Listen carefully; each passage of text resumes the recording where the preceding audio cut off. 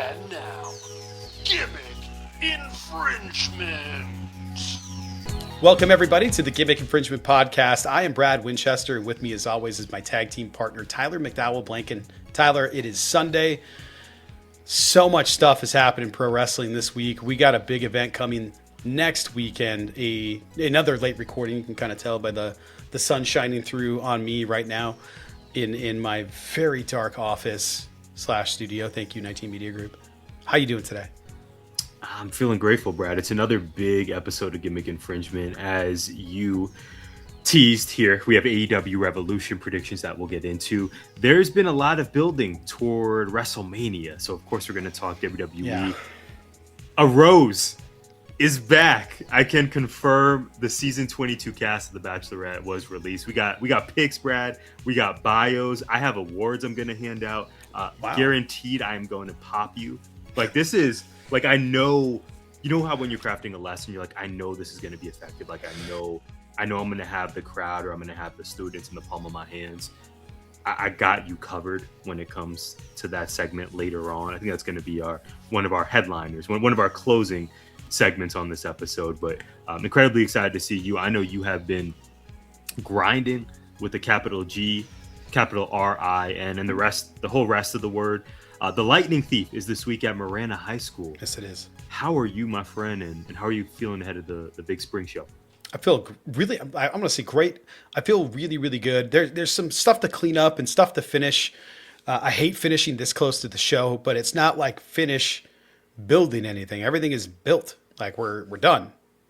The end, which is great. It's like stain this thing and paint this thing and touch up here and touch up there. And, you know, like for the most part, I think we're in good shape. I got to hang a couple of mics that I couldn't hang this weekend. They were just in awkward spots, and I wasn't sure about dropping a mic down, hanging off a batten about 10 feet. Felt weird. So we're gonna try to pivot. Other than like that's if those are my biggest problems right now, we're in great shape. The sound kids are killing it. The lights kids are killing it. The run crew's doing a great job. The actors, of course, are awesome. They're amazing. The band is the best band. You got a squad. You've been telling me. Yeah, it's unbelievable what we've been able to do, and I'm really, really excited about how it's going to turn out. I'm curious how the audience is going to receive it. It's the most prepared we've ever been for something like this, and I just feel really good overall. And I'm sure there's stuff that's going to come up this week where it's like, oh crap, I forgot about that. Or, oh no, I forgot about that thing. And, ooh, we got to add that thing. And I'm sure that's going to happen. And at the same time, I think, man, we're just in such a good place, like a good, healthy place that we've been able to audible for a lot of it and just go, all right, that didn't work. We planned it this way and we're not going to do that. We're going to do it this way. And it's going to be just as good and maybe better. And so far it has been. And not one thing has gone perfectly, but it's all come out the way we wanted it to. So I don't know that I could ask for anything more than that. It's been a really fun setup and a really fun pre-show vibe around the place. And I'm just trying to figure out like, what do I got to do next? And what do I have to finish? Like honestly, man, the most work that I've done is just time consuming stuff. It's little things that take forever. Like I got to go up and just refocus a light. I got to close a shutter and move it a little bit to the left. But you know, I gotta set up all these boards and get the lift into the spot and kind of like break into the lift controls with my mailbox key because apparently that's a thing I can do. It's just weird problems, and I'm so grateful for weird problems and not just giant apocalyptic problems like last year. Knock on wood. So I'll take the little problems over the apocalyptic ones.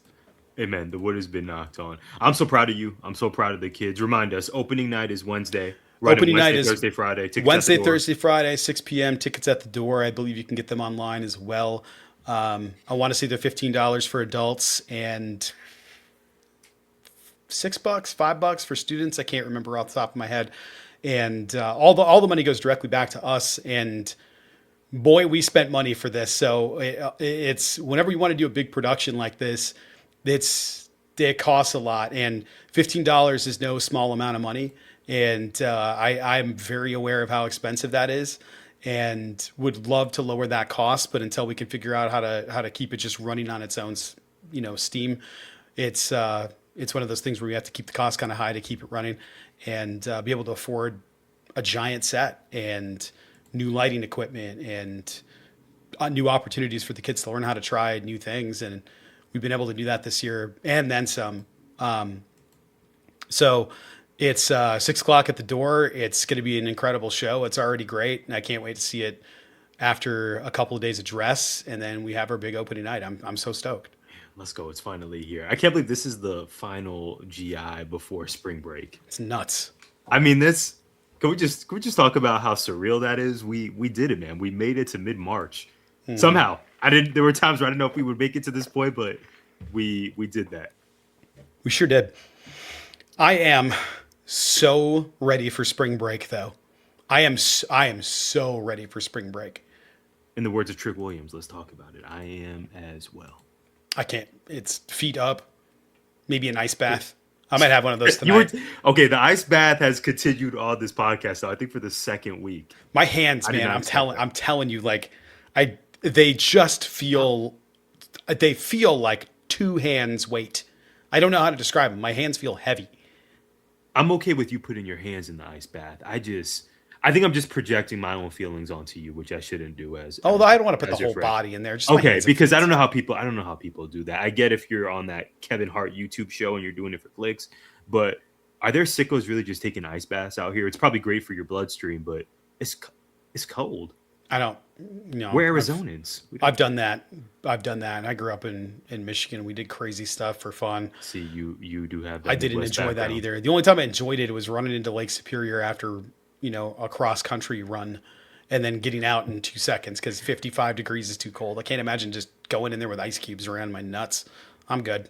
I can literally hear our East Coast audience typing right now in the YouTube comments. Yes, I'm talking about you, Mike Steph.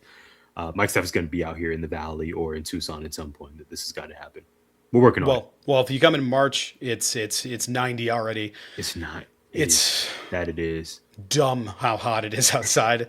I actually want my money back. Like I'm it's over like that. It. I'm over it. I've been working outside. I've been working inside. I can't even open the doors to cool off. I open the doors, I'm gonna just suffocate.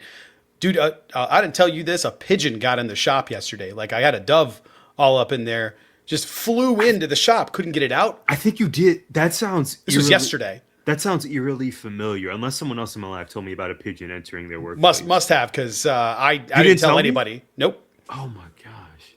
No. Maybe I did. Maybe I did. I might have said a voice memo. Yeah. Maybe I envisioned it. I'm pretty sure I did, because I said I have no idea if it's still in there. I didn't hear it anymore.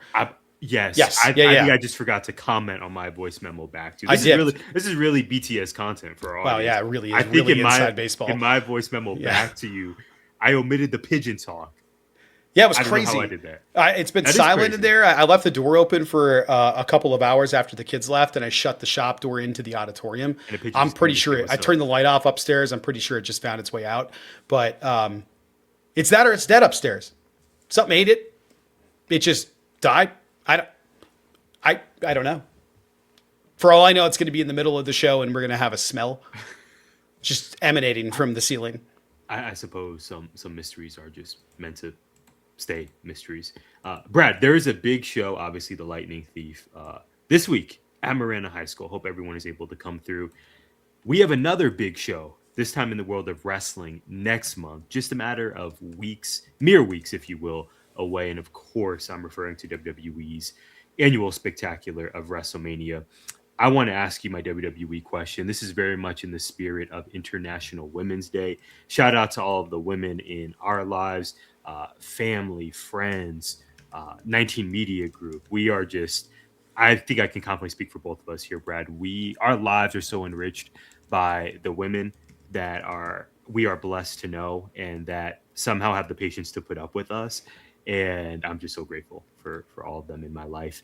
Speaking of women who kick ass, Jade Cargill and Rhea Ripley exchanged some words on SmackDown.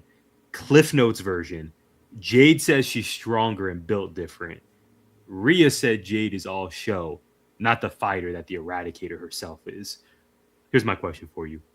What did you think of the first salvo in this WrestleMania build, and who should win the eventual match at the big show? I thought it was good for WWE TV, but it wasn't the first salvo. They've been going back and forth on social media for a while now, and it was getting nasty in there. So I'm here for this. Like, it's going to be a Haas fight. I'm down. Who do I think should win? Man, that's tough. I miss Rhea with the belt. I don't know that Rhea. I don't know that Rhea needs it. No, she does not. I'm not surprised that you would be leaning toward Rhea on this. Imagine Jade picking up the victory against Rhea at Mania. I think that would be huge. I think Jade needs to be the one. Like, if it weren't for Bianca having surgery very, very recently, I would say like Jade winning and then celebrating, and then Bianca's music playing. I would love that. Yeah, I would too. I just know it's pipe dream. So I don't know who Jade's next challenger is if Jade beats Rhea. What's next? Yeah. On that roster in particular. Right. Tiffany Stratton is obviously back and has a new presentation, so she's there. Michin is fighting Jade on SmackDown. I don't know that they would run that back this summer, but I hear you. I'm really pulling for Jade to get the W, mostly because I want the Bianca Belair match that I've just yearned for years. Going back to our fantasy draft episode of the podcast, circa, what was that, 2023? Maybe 2022 at this point. I'm hoping that we can, if all parties are healthy and ready to go, namely the EST, Bianca Belair, that we can get that at SummerSlam. But I just, to your point, Rhea doesn't need it. I mean, she's alluded to this, right? Whether it's on Twitter or the in-ring promo, she is arguably the biggest star in the women's division in WWE. I mean, she is, you can hear the pop every time for the crowd, yes. Right? Every time you tune into Raw or SmackDown, it hits different. And she's just Teflon at this point. Jade picking up the victory for me would absolutely be the move at Mania. I'm with you. I want to see Rhea with the belt, but I don't want to see Jade lose that belt. Not yet. I just don't know what looks like after Mania for Jade. Sure. What's the story they're going to tell? Or are they going to have it be Stephanie? Yeah. That's just not tell any kind of story whatsoever. That's the predicament with a lot of champions post-Mania. Even last year with Cody, right? Cody and John Cena. Yeah. John Cena beats Cody. I mean, I can't believe that was already a year ago.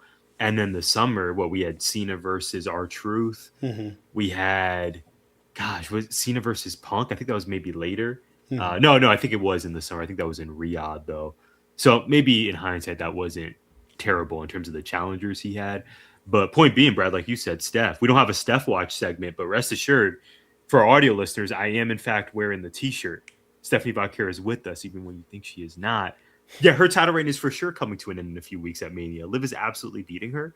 Mm-hmm. And I feel a way about Steph's first title reign, although being somewhat lengthy, not being very memorable or noteworthy. No, not at all. And I expressed, I was vulnerable with you, Brad Winchester. I expressed this was my concern once Steph beat Io, and then weeks went by and it was like, oh, we're just not really doing anything with La Primera. That's an atrocity. Right. And here we are getting ready for spring break. Blessings. Bless up. And yet, what rivalry has Stephanie Vaquer had while she's been champion? Nikki Bella? Okay, cool.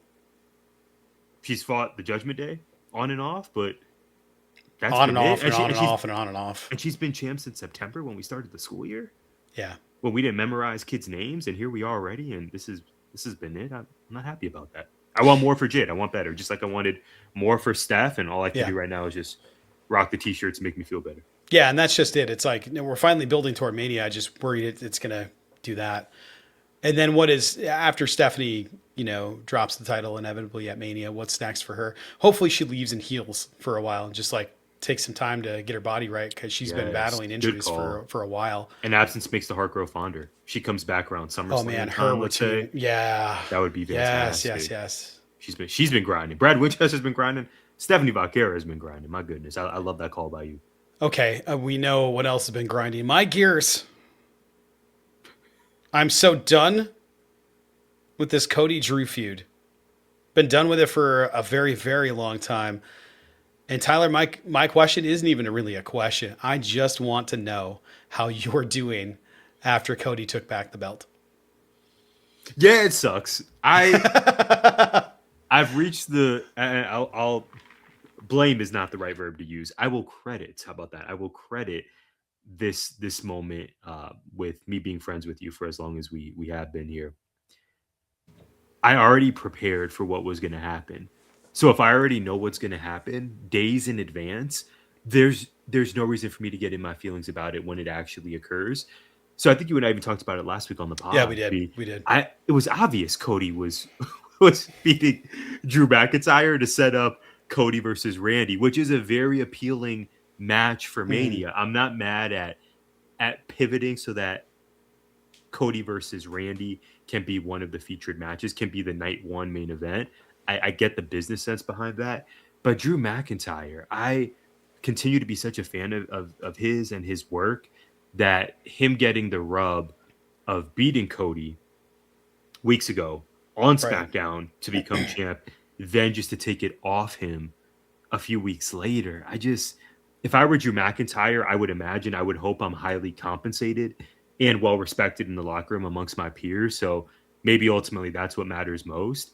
But just the disrespect may be too strong of a word, but just the optics of that, as a Drew McIntyre fan, not pleased with it. What I will express optimism over, though, is at least the move is clearly going to be Jacob Fatu versus Drew McIntyre for me. And yeah, at least that has been set up for a long time. That's clearly where they're going. I think Jacob Fatu should get the victory at WrestleMania, so I'm already preparing for. I know Drew McIntyre is going to lose in a few weeks at the big show. But yeah, I wasn't happy about it. At the same time, Cody is the self-proclaimed QB1. He moves the merch, he moves the tickets. And speaking of feuds that have been built, Cody versus Randy has been built going back months and months, if not even a year at this point. I saw somebody post it on the timeline, also on Twitter. I don't remember the username, forgive me.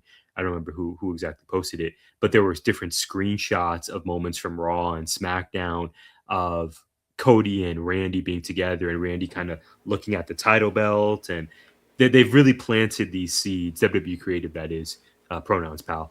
They planted these seeds for a long time. And I'm sure that's going to be brought up and we're going to see some of that in the weeks to come. So the outcome I am fine with. I think it's a big look for Randy to be main eventing another WrestleMania. I just don't understand why Drew McIntyre got the rub of beating Cody in the 3 stages of hell match, then just to lose it. It just, to me, it kind of cheapens. Oh, there is this tier. I'm going to kick to you after this. There is this tier. I've said this a few times on the pod. There is just this tier of our top, tippity top guys. There's Roman, there's Punk, there's Cody. Let me know if I'm forgetting anybody. Brock Lesnar's kind of just in his own territory. And then there's just that next tier, I would say headlined by the Drew McIntyres of the world, maybe even a Randy Orton. And it just seems like even now, Drew isn't able. I'm not sure you would slot Seth Rollins. I think he's probably in that 1A tier. It just seems like Drew, he's always just approaching that top tier. But through creative decisions, through booking like this, it's a reminder of, oh, he's excellent at so much of this, but he's still in that next tier. We got to get the belt on Cody. Cody's got to be in that main event. Yeah, I'm with you. I think Seth, to your point, is in that 1A tier. I would say so. He's back too. I didn't like anything he did with the Vision, basically. I like the stuff with Paul, and then it became bloated, and I was like, I don't care about this. Nefarious Seth on his own, or even with Paul, I love that. But as soon as you put him in a stable to build the other guys up, I'm like, I'm good. I don't know. So yeah, man, I think Jacob Fatu versus Drew McIntyre at Mania is going to be awesome. I think the match is going to rule. I think we're going to see an absolute just slugfest between those two guys, and I'm excited for that. Those guys are going to work real well together in the ring, and it's probably going to put on one of the best matches of the weekend. Are you at all disappointed that Fatu wasn't in the main event picture? Because I think we have this on tape you were hoping that Jacob Fatu would leave Vegas with the big title. Yes. Yes, I'm disappointed, but they probably have plans for next year. Like they do plan that stuff out like a year in advance. So like if right now we're doing this thing and Cody's going to go over there and do that thing by the end of this year, maybe SummerSlam. It's Jacob Fatu time, or maybe sooner. Who knows? Maybe we get it at some random crown jewel thing, Saturday night's main event, other garbage, something that happens. There's too many, man. It's a lot. There's just too many. And yeah, I don't know. I think Jacob Fatu is due to be. Maybe they're just still testing the waters to see if they can trust him. I don't know what would give them pause at this point. He's been in the company for a while now, and I don't know, put a rocket on him and let him go. And maybe that's what this is. Maybe we're underselling it here, and maybe this is the rocket. Maybe him fighting Drew McIntyre is the rocket, because Drew is kind of that guy. I don't know. Maybe this is. I have no idea what the locker room is like. To your point about Drew, maybe he's sort of this Undertaker role where he's well respected by all the guys. He doesn't have to have a title, but always kind of be in the mix for it, and just have him go out and have feuds that are with other people to help build them up and to build each other up and tell some really good stories without having it all be about a title. And maybe that's where we are right now with Drew McIntyre just being sort of bulletproof. But I don't know, because it also feels like the last couple of his title reigns have lasted a week or an hour, whatever it might be, or 5 minutes. Because I still think about Seth's music hitting and Punk whipping around to look after beating up Drew when he won the title. I don't know. Right. Can I tell you the part that, so I wasn't upset.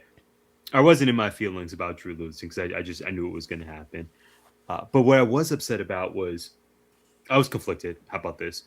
I'm happy Seth Rollins is back, right? He returned on Raw, that opening segment. Mm-hmm. He curb stomped Paul Heyman. Yes, he did. He hit him with the signature Seth Rollins. There's always a plan B chair shot. So that was already like, oh, I did not expect to see Paul Heyman get hit with the chair tonight. And then he curb stomps him. Okay, that's undeniably cool. My issue, though, Seth Rollins is back and ostensibly a babyface, I think, or at least got a babyface reaction. If he is now treated as a babyface, I always have an issue with this in wrestling, and we saw this with Edge and the Judgment Day, when he was the leader of the Judgment Day. That seems like an eternity ago. Mm-hmm. When you jump a nefarious leader out of the gang or out of the group, and then they go away and they come back as a good guy, simply because they got the brakes beat off them by their cronies, how does that make you a good, redeemable person? Seth has enough cachet and respect that, of course, we're going to root for him. I mean, he's a star. But just on its face of, I don't remember Seth doing anything redeemable, other than he got injured, they beat the brakes off him, now he's back, and hooray! Let's cheer for him. That isn't... What?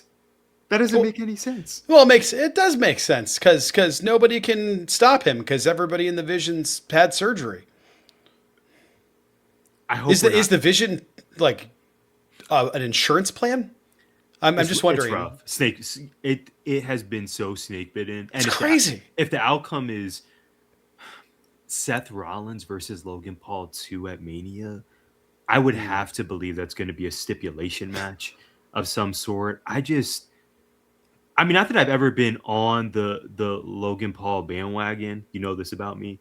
But at this point, to me, that's not giving Mania match. But I really believe that's where we're heading. I don't know any other option at this point, with Bronson Reed being out, with Braun Breaker being out injury-wise. Obviously, Logan Paul versus Seth Rollins was not going to be the original plan.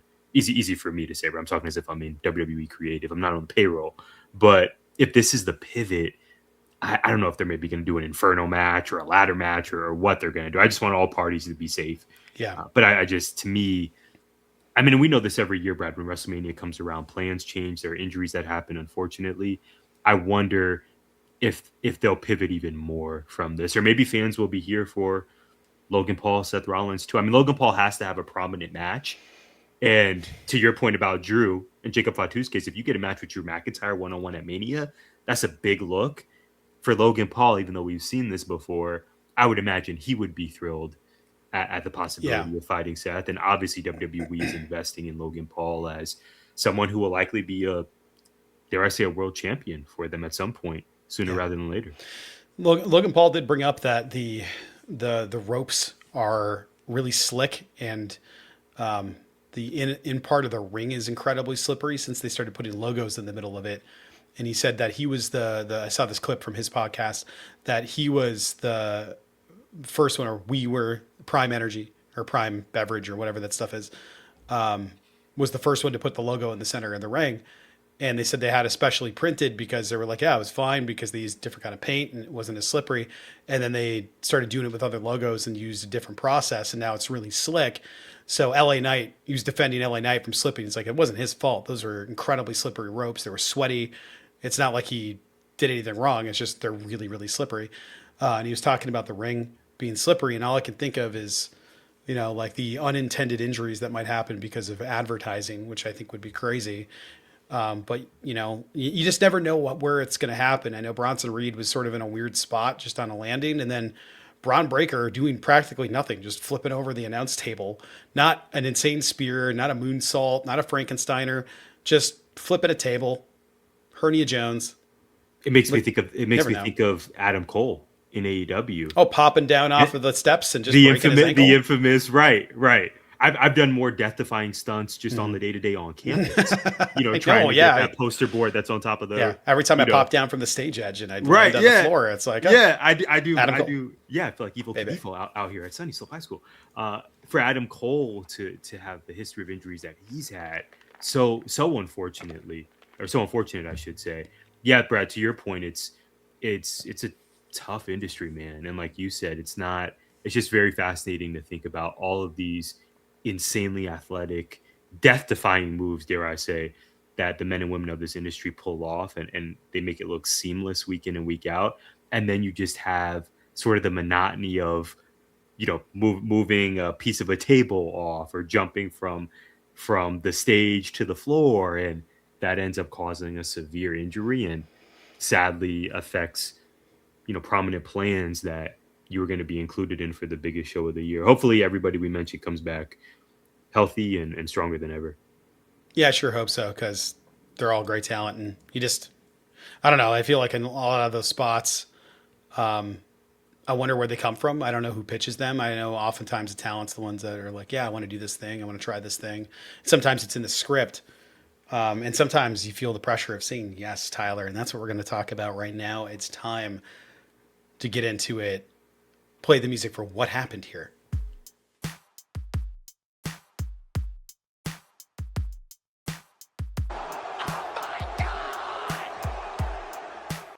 What happened here?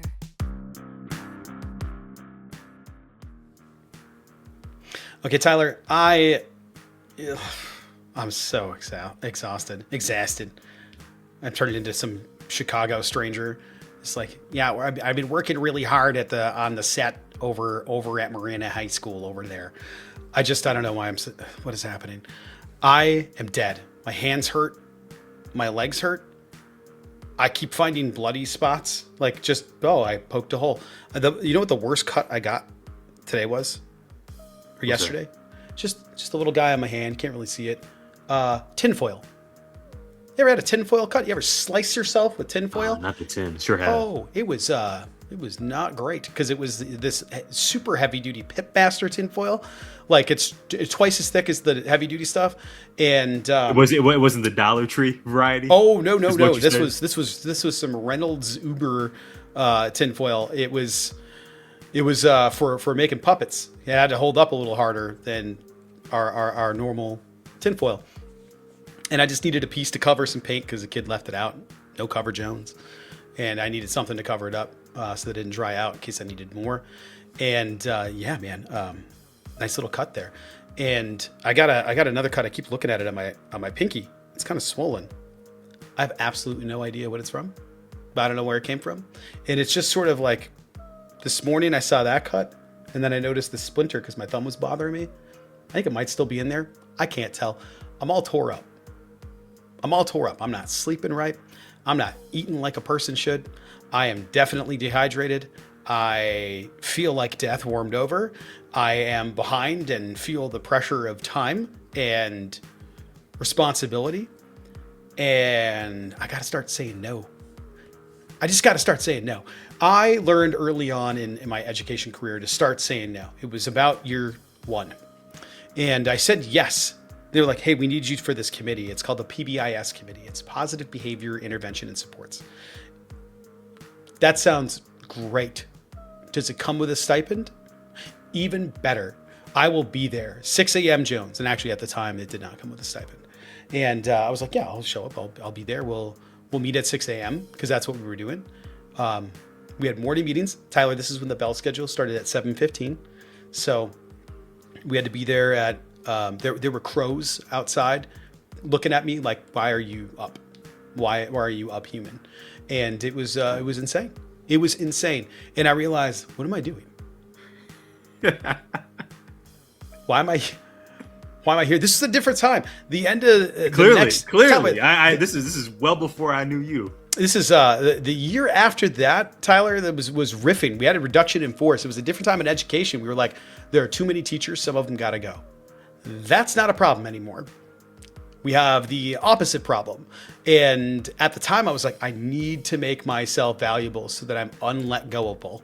I have to like invest myself in all these different projects. I got to say yes when they ask stuff. And now I'll be like, oh, thank you for thinking of me. I'm going to pass. And that's kind of the go-to move. Or if you ask me today, I'm going to go, oh, no. And that's what you're going to get from me. It's not going to be the nice thank you for thinking of me. It's going to be me laughing and saying no. Because I'm done. I said yes. When Jen and I talked, it was, hey, do you want to do the Lightning Thief? I was like, hell yeah, I want to do the Lightning Thief. She's like, it's a really big tech job. Are you sure? I was like, yeah, we got this. We got this. You know what I'm doing next year? Our Town, the musical. It's going to be a ladder, 10 chairs, a window, and we're going to have to invent some music for it. But we're doing Our Town. I don't want a set. I don't want costumes. Come as you are. And we'll do the show like that. 4 lights. I'm going to give you 4 lights, and that's it. That's it. I gotta start saying no. They do say life is about balance. The yin and the yang. I wrote an article last year at this time about balance. I learned nothing. Did. I learned nothing. I have another one that's been kind of in the chamber that I just didn't finish about this very topic when I started this little journey. So I don't know. I don't know what happened to me. I don't know what happened here, Tyler. But I said yes. I gotta stop doing that.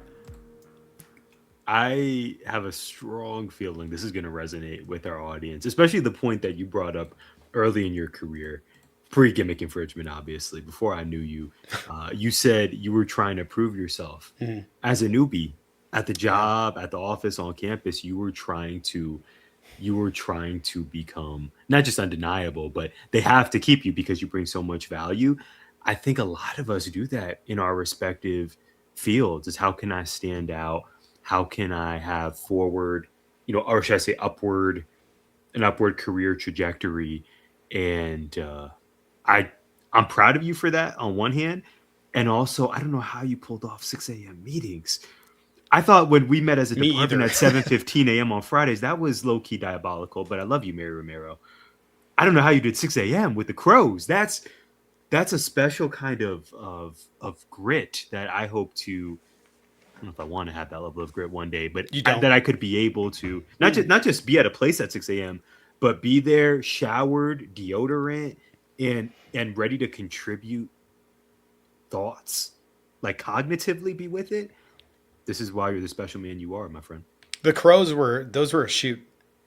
Those crows out there are like pterodactyls, man. Oh yeah. Have you gotten were you ever startled by an early morning crow out at Marana High? Not. They would perch on the awnings, and then when they would flap away, they'd whack and hit the top of the awnings on the way out, and just start banging on the metal. I was going to make a Confederate license plate reference or joke, but I just now I did. So I think I was more terrified by that than I was the crow. So no, I did not have any crow interaction. No, I did not. Hearing somebody gently sing Dixieland. Yeah, Dukes of Hazzard. Wish I were in the land of cotton. Dukes of Hazzard was a Yeah. TV show. A TV show I even enjoyed. Just I can the good old admit boys. that. Never But mean that's no like, harm. let's leave that in TV land, y'all. Come on now. All you ever saw. It's Been in it's a trouble new with the law since the day they were born. It's a new time. No, I did not run into any crows, not that I recall. Straight into the curves, flatten in the hills. Okay. Yeah. I might Yes. know the lyrics. I might have watched that show a lot. Yeah. Yeah. Didn't think anything of it. As did I. I was like, Boss Hog, he's fat. That's funny. It's kind of As it. Bo and Luke. Yeah. Yeah. All right. Well, let's get into something a little bit more positive, like AEW Revolution coming next weekend. I know, Tyler, you have a question for me about the show, so let's dive in. Do you remember the Jessica Simpson remake, by the way, of Dukes of Hazzard as well? Of course. Jessica Simpson was a huge deal back in the day. Huge deal. I can vividly remember the music video. Sorry to sidetrack us from AEW, but No. It's a good sidetrack. Jessica Simpson moment. That was the whole era. That was a whole era. It sure was, and that reality show ruined her career because before that she was like beloved, like the Nick Lachey, artist Nick symbol. Lachey joint, the husband wife city. It was real bad for her. It made her look really stupid, and then people were like, "Oh, this idiot! I don't want anything to do with her on my TV. I don't know what happened to her. I don't know where she went. I hope she's okay. I have absolutely no clue what happened. What I remember is everybody freaking out. They're like, oh, Jessica Simpson and Daisy Dukes. It was like, is the movie gonna be any good? That's right. This was This was a movie. They didn't do a TV show. They made a whole motion picture of it. I don't even know if I saw the movie. I just watched the music video a few times. What's his name? Was in it? I can never remember his name. Oh, wasn't it Sean William Thank Scott? you, Sean William Scott. I was like, Sean William, like, I'm not going to say Stifler. Stifler from American Pie. Yeah. But yeah, Sean William Scott. Yeah. He was also a whole era. He did that. He did He sure was. Jason Evolution. It's Jason Bates too. Yeah. Evolution is one of my favorite guilty pleasure movies because it's not a very good movie, but it's a lot of fun. Dan Aykroyd or Orlando Jones needs more love, man. Orlando Jones is so good. I've said this on this podcast before. More Orlando Jones. I believe it was with Emily when we were doing the summer movie preview, it needs more Orlando Jones. That's it. I have no argument there. I guess you want to talk about AEW, and I guess we did promise our audience that. So we sure did, yeah. Jessica Simpson nostalgia aside, yeah. Brad, we talked about this earlier. AEW Revolution is Sunday. As of this recording, I believe there are, in my notes I put 8, but these notes are from yesterday. I believe it's now 9 matches announced for the card, including one of your faves, the Toxic Spider Thekla, defending her AEW Women's World Championship against Kris Statlander in a 2 out of 3 falls match, and MJF versus Hangman Adam Page for the AEW Men's World title in a Texas death match. My question: which match are you most looking forward to? It can be one of those two or something else that I did not mention. And give us one bold prediction for the show. Andrade versus Bandito is the match I'm looking forward to the most because I think it's going to rule. I think that match is just going to be incredible. Well, I think I am. I don't know. I'm having a hard time with it. Right now, these are my top 3, and they're in order on the dock. Andrade versus Bandito. Brody versus Swerve. Thekla versus Kris. After that, it's tough. FTR versus Young Bucks is going to be awesome. I'm surprised I didn't make your top 3. I thought you were going to start the conversation with that one. Well, I've seen that one so many times that I know it's going to be great, but we've seen it so many times. We sure have. The last time they did it, they said that's the last time we're ever going to do it. And here we are. I think Timeless Tony Storm versus Marina Shafir is going to be way better than people think it's going to be. I'm really excited for that. I'm kind of excited for everything on this. Strangely enough, I think the one that I'm, besides Big Boom versus whatever that is, besides that one, which is the one I'm least looking forward to. I don't know if I'm allowed to rank it that way, but I don't care at all. Mox versus Takeshita is going to be really good. It might be crazy, but I don't super care all that much about what's probably the main event. MJF versus Hangman Adam Page. I know it's going to be great, but I don't care. Like it's going to be fun, but like I don't know.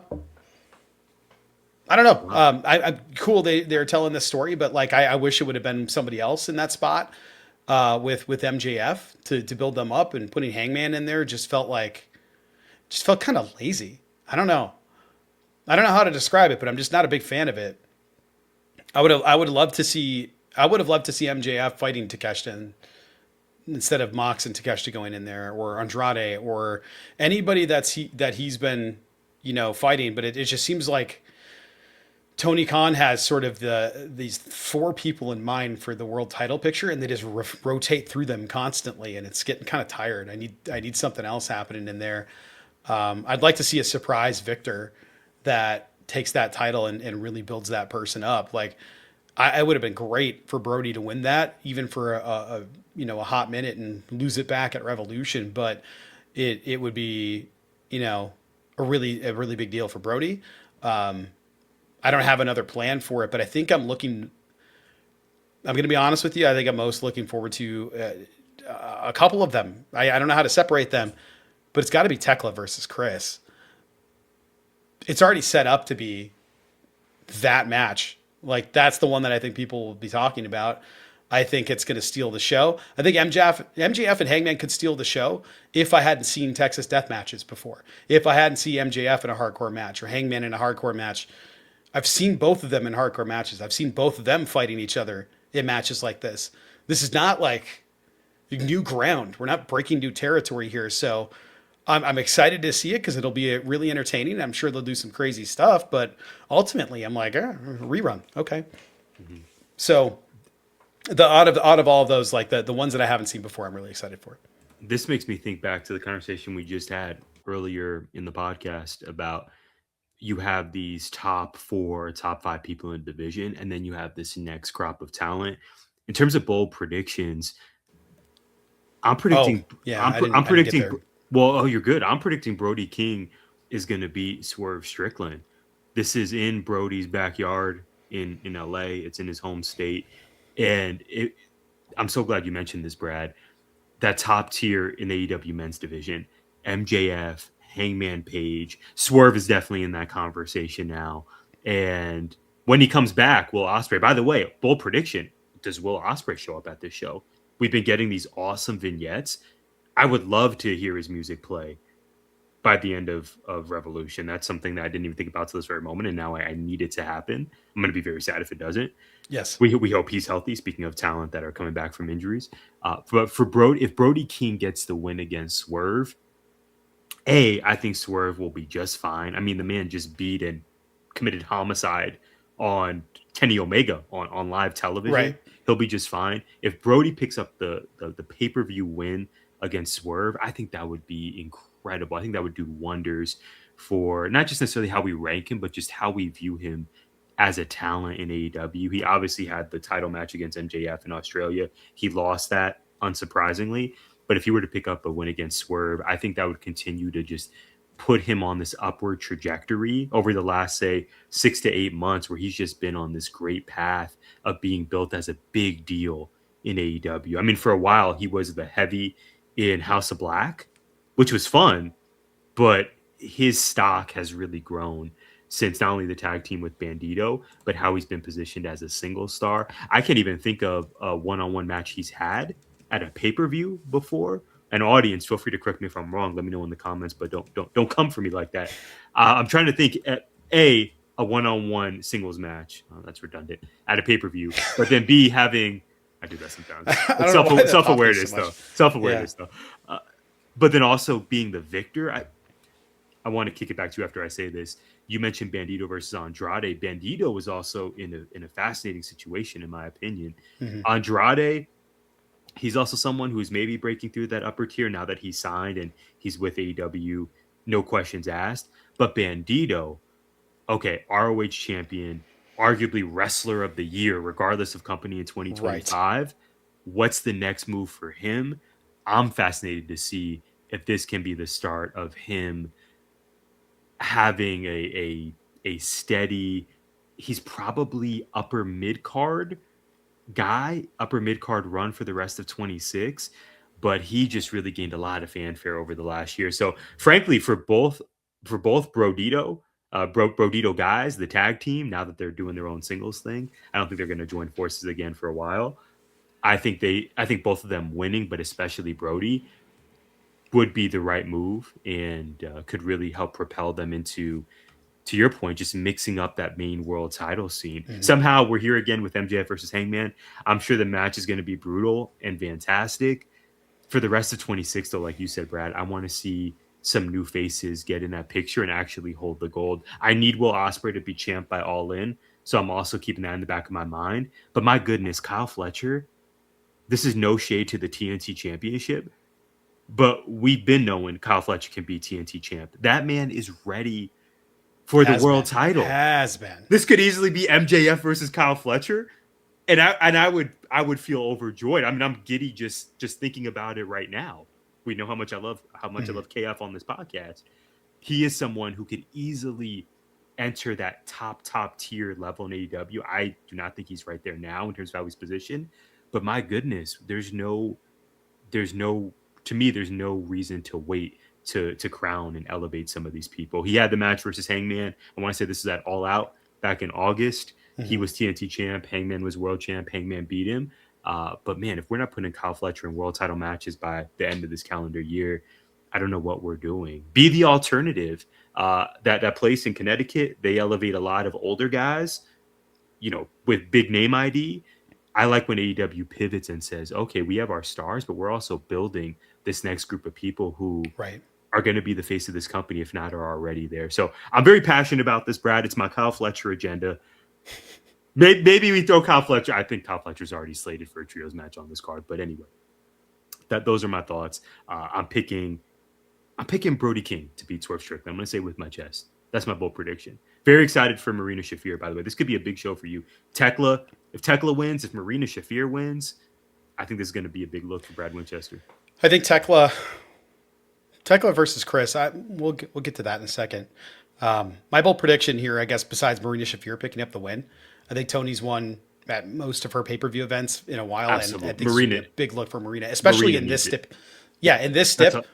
That's a lock for me. Yeah. It has to be a lock. I think the bold prediction is MJF retains, and Paige will find a way out of it later. I'm sure it'll be like we'll wrestle, and if I win the championship, or I free Hangman Adam Page from his purgatory of ever challenging or some crap. But I think MJF beating him, getting on the mic afterward to talk trash, and nobody's on the level of the devil or whatever he gets up and says, and then Elevate plays. Elevated. Yeah. Like that. It's gonna happen, right? It has to. These vignettes have been playing for. Ospreay has to be the one to dethrone MJF. And maybe it's too early. Maybe he's got to do a bunch of stuff, and by All In, that's the match. Yeah. But because that would make sense. But Will Ospreay is clearly the next world champ, is he not? 100%. Yeah, he has to be. I don't think MJF loses it before then. No, I don't think so either. For whatever it's worth. So my question, Tyler, is real simple, and it's about Thekla versus Kris Statlander. Will this be the best 2 out of 3 falls match in AEW history? Oh wow, that begs the question. Which other? There've been a few of them. Oh man, there've been a few of them, but they've been tag matches too. Okay, Danielson and MJF had the Iron Man. Maybe we got a Bucks versus Lucha Brothers. Yeah, 2 out of 3 at some point. Yeah, will this be the best? That's a tough question. Thekla and Kris Statlander are exceptional. They've had this grudge rivalry now for. That's also redundant, grudge rivalry. They've had this rivalry now for several months. Man, Tekla's in her bag. I am ready for this match to rule. I'm ready for Thekla to retain. I'm concerned about what we're doing with Kris Statlander's character. Mm-hmm. Her previous entrance music was a complete bop, and then it just went away, and now it's like, okay, she's the cosmic killer. I want to keep my eyes on where we're going with Kris following the show, but this match is going to be fantastic. And Thekla, in terms of the cachet she's built with the audience, in terms of her confidence as a performer, she's just on such solid footing in AEW right now. And you've been telling us, Brad, from the moment she debuted, you forecasted this. She is just completely in her bag right now. And I prayed for this moment, and then it happened. yes, you sure did. Yeah. I'm very excited to see this match. I mean, certainly it can live up to being one of the best 2 out of 3 falls matches that we've seen in company history. Very refreshing that this is now in the women's division, and I would think presumably they're guaranteed to get time for this match on the main card. I'm very much looking forward to this one. Thekla's killing it right now, and Okay. I always want good things for Kris. We have FTR defeated Kyle O'Reilly and Roderick Strong last year in May. Hologram yeah. defeated the Beast Mortos at Wrestle Dream in Yes. 2024. The hologram agenda, it still exists for me. Mystico defeated Rocky Romero. I forgot all about that. Never saw that. It was on Rampage. Chris, yeah, there you go. Chris Cage at Wrestle Dream defeated Darby Allin in 2023. FTR defeated Jay White and Juice Robinson. I do remember that. Collision. Then a couple of Bryan Danielson ones. Bryan Danielson defeated Sammy Guevara. Bryan Danielson defeated Daniel Garcia.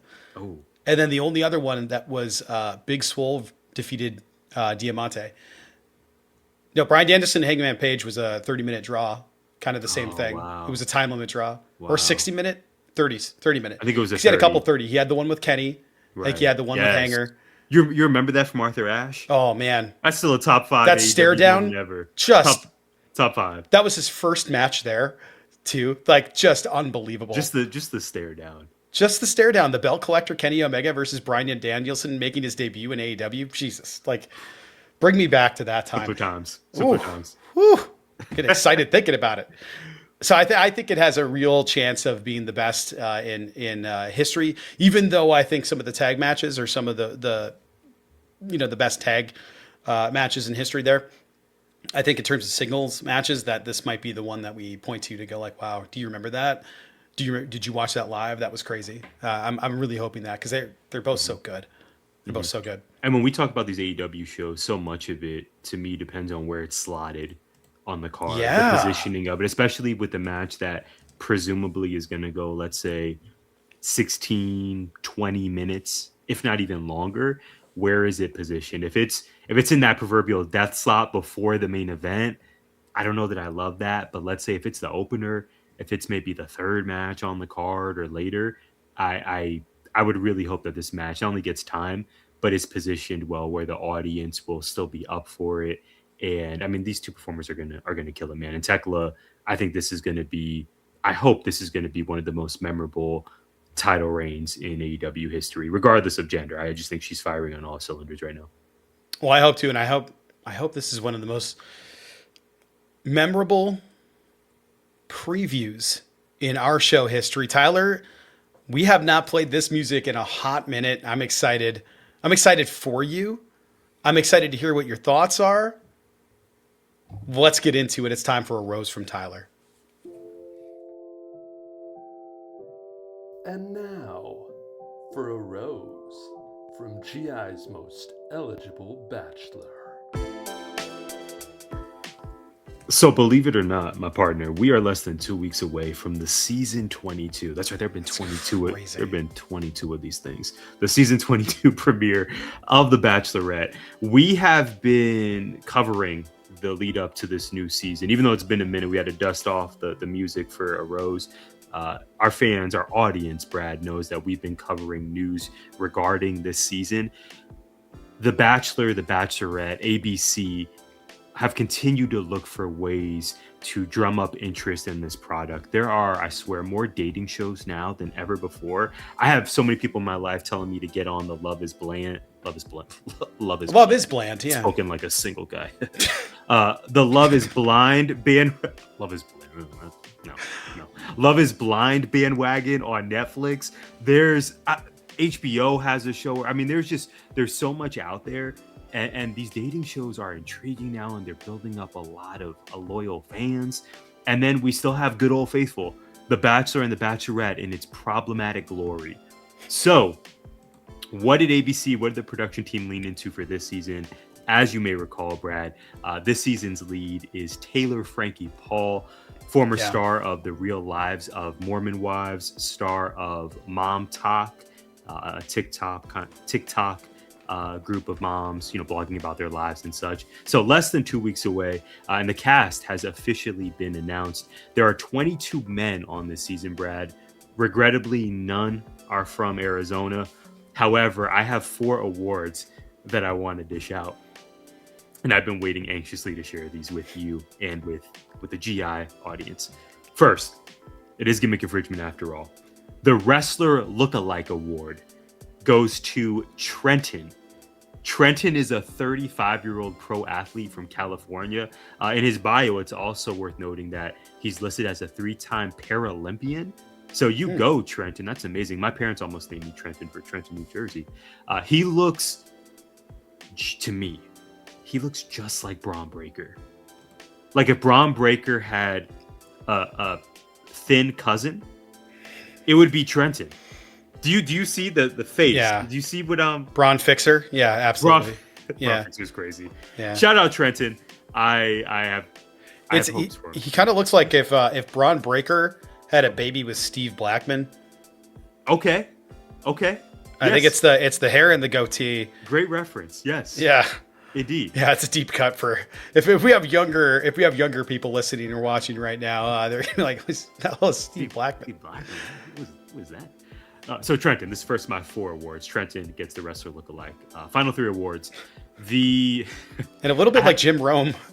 And a little bit like Jim Rome, yes. Yeah. Rome is burning. Yeah. Great shout.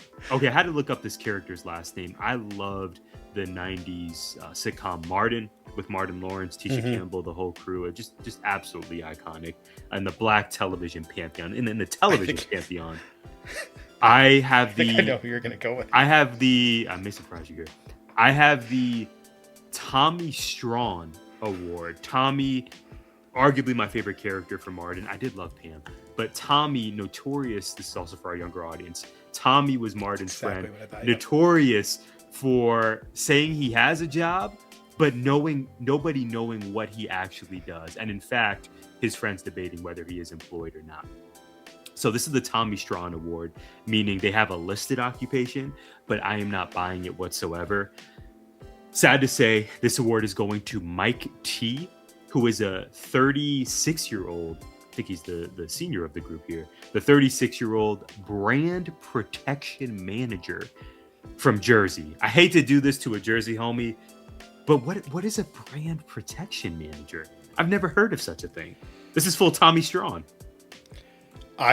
You surprised me there. I thought you were going with Malik. What does Malik do? I don't know, but he had the goatee, and that's what I thought you were going with there. And I was like, "You're right. You're right." The blue polo and his I don't know. It sounds very fake.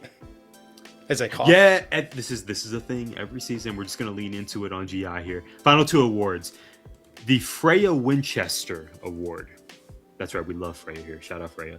This is our guaranteed babyface of the season. I'm rolling with Aaron, the 32-year-old the 32-year-old product manager from Utah. He's from Utah. I don't know if he's LDS, but the dude has a great smile. I saw in the very limited trailers they've released, it seems like he's very spunky and has a lot of spirit. I do not think he has a shot at winning this thing. But in terms of guaranteed baby faces, who are the characters that we're going to root for throughout the season? I'm rolling with Aaron from Utah for this. Yeah, I don't think it's going to be Johnny. And anybody that spells Johnny Johnnnie is a no. Like, that's just, I know he's a former professional baseball player from Massapequa, which is such a fun name to say.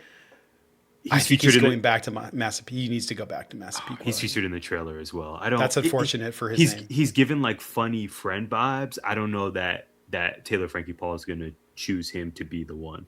I hope not. That's as bad as Jeff with a G. Any Brad on here has no shot. I'm not even gonna Brad. Just like based on vibes alone, nah. Just based on vibes. And then our final award. Brace yourself. The Jim McCormick Award, most likely to become a villain. This award, that's a deep Miranda cut. Speaking of our audience saying, "Who the hell is that?" It's a Miranda thing. Google it if you need to. Most likely to become a villain over the next few weeks. I'm going with Casey. I'll let you enjoy that moment first. I'm going with Casey, the 30-year-old mechanical engineer from Nashville. Hate to do it to a Tennessonian. I think that's the word. Hate to do this to a Tennessonian. I love my summer in Memphis. This is Nashville, different part of the state. But regardless, Casey, my mans, I'm not meaning to come for you like this, but you look just like Austin Theory. So I think the pressure is going to get to Casey at some point, and I think the 30-year-old mechanical engineer is going to have a significant heel turn this season. Yeah, he has the Austin Theory eyes. He sure does. Yeah. I actually saw Jim in the parking lot, said hi to him the other day. Let me look down here. I think Lou might be the one for me. Lou looks like one of my former students, and like a lot like him. And he spells his name Lew. He can get out of here with Johnny. He and Johnny can go find a name change department somewhere. Maybe. Wait, one moment. Maybe that's what. Was it Mike? Maybe that's what Mike does. Maybe Mike is actually in charge of name changes in his brand protection. Well, Brad, I know one thing. We are going to be documenting all the Bachelorette storylines. If you have predictions, if you have thoughts, if you have hopes, if you have wishes for season 22 of The Bachelorette, please let us know. Drop us a comment. Hit us up here on YouTube. You can also follow us on social media at GIPod19. We'll be sure to spotlight your POV on the next podcast. Tyler, what did we miss? What did we miss? I have two notes. Number one, TNA Thursday Night Impact. You know, I have my subscription back. My self-control is not as strong as I thought it would be. But Brad, it was live from the Gateway Center in Atlanta last week. The show reminded me of the AMC premiere in some ways. There were audio issues and questionable creative decisions. How do you not have Ricky Sosa on the main show? Hello? But at least the main event was good. Leon Slater successfully defended his X Division Championship against Nick Nemeth. Also, I think Mara Sade, the artist formerly known as NXT's Jakara Jackson, will break out this year as a face of the company. She's in a feud right now with Elena Black, formerly known as NXT's Cora Jade. But I think Mara Sade is really going to do wonders for the company in 2026, the rest of the year, that is 2026. And then finally, what do we miss? An entertainment note. We have the Oscars coming up this weekend, same night as Revolution, as a matter of fact. But sticking with Hollywood, Ryan Gosling hosted Saturday Night Live, I believe, for the fourth time. Yeah. And I'm really leaning into my Ryan Gosling bag, man. I was watching SNL. Right. I was watching SNL and I thought, hey, it seems like his Q rating, his approval rating is just super high amongst his peers. I don't think I've ever read an article or anything speculatory about him being like a diabolical villain in real life. People just seem to really rock with Ryan Gosling. All his parts are solid to great. Yeah. He's been in so much. He kind of started out as, oh, this guy's just eye candy. He's just a handsome fellow. Rom-com Jones. Yeah, rom-com. Listen, I love Crazy Stupid Love as much as the next person. I got that from the $5 Target bin on DVD back in the day. But he has really done so much since then. He always kills it when he's on SNL. And I just think in terms of his career arc, I'm not sure that underrated is necessarily the adjective I want to use, but just a Ryan Gosling appreciation moment. I really enjoy his work. And shout out to Erica, our beloved Erica Lee Day. We put a question out on Instagram. What is your favorite Ryan Gosling movie? Erica went way back in time and gave a shout out to The Notebook. Erica, I love it. That's a classic. Shout out to you. Whether it's The Notebook, whether it's Crazy Stupid Love, La La Land, Drive. I mean, Ryan Gosling is he's a gem, man. I really enjoyed his appearance on SNL. That's all I got. What did we miss? So that movie, The Notebook, I have big feelings about it because people were watching it on repeat and I needed it to stop because it was happening all around me constantly. I was like, oh my God, get it a rest. It's a good movie, but leave me alone. Like, why do you got to play it like it's the only film that exists? Lord have mercy. Very good though. But Rachel McAdams, shout out to her too. Ryan Gosling. I saw a clip and I hadn't seen it before, so I assume it was from this one as he played a Cyclops trying to get the treasure. That's huge laughs for me. Like that was such a great skit. So good. He was with Keenan and then another cast member. Yep. That was really hilarious. It was so silly and so simple. It was such great. a good segments. They give him the Ryan key. Gosling, I got the just the treasure. Like, yeah, literally, yes. Yep. is it a hat? I just like, it was just so simple, like the way he commits to the bit, and didn't break character this time. His Beavis and Butthead skit, whenever he's on there, it's great. Okay, we missed a few things. I sent you a trailer to a movie. Here's what I have to say. This summer snuck up on me, and it's kind of loaded. This whole year is just loaded with things. We got an Avengers movie coming out this year. There's a Masters of the Universe movie coming out soon. Just casually dropping a He-Man movie. Like, I'm sorry, what? Huh? Where was this? I got Dolph Lundgren as He-Man growing up, and it was not good, my friend. It was not a good film. So I'm very excited to see this. It looks great. It looks cheesy and wonderful in all the best ways. It was giving me Thor vibes, the first Thor movie vibes. Kind of out of his element, and I'm excited for that. There's just so many great things coming up. The Lanterns trailer just dropped for HBO, and really excited about that for the DC universe. And if you haven't seen it, check it out. It looks like it's going to be a great show, especially for those people that watch Peacemaker and the new Superman film. Finally,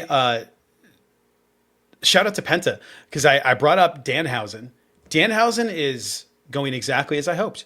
Have him backstage, have him interacting with people, have the comedy skits. He's making demands, sort of the way that they were very correctly using the Iconics when we were in the pandemic, and we were having all those backstage skits with Billy, and like all that stuff was so funny and great, and they let him go for some reason. Danhausen is doing that stuff, and I think it's just great.